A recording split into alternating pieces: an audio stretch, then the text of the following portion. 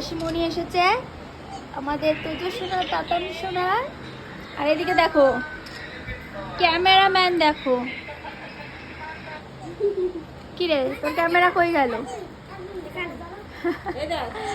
এই দেখো দাদা কিভাবে ছবি তুলছে। ছবি তুলবে না, ছবি তুলবে না দিদি।